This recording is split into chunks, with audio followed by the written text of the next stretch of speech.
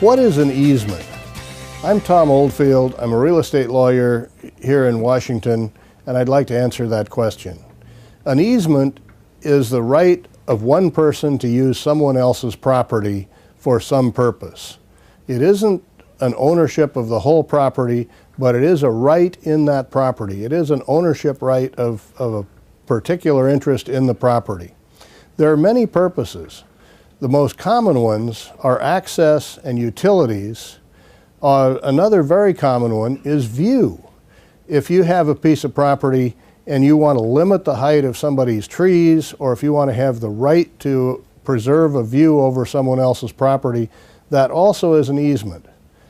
An easement generally is a positive grant. Someone grants you the right to use their property for access or to run your utility lines over or through their property.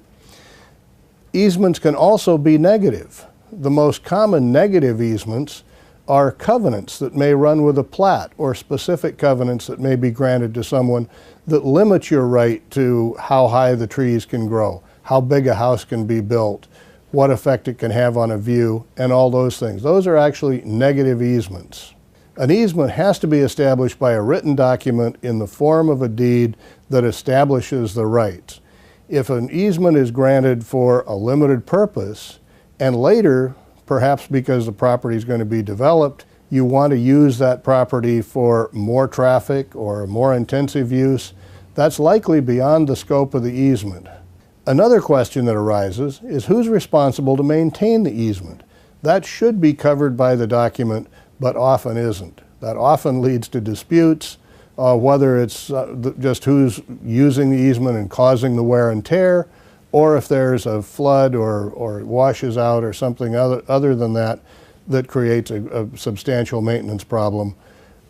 People get in arguments over that. We deal with these questions every day.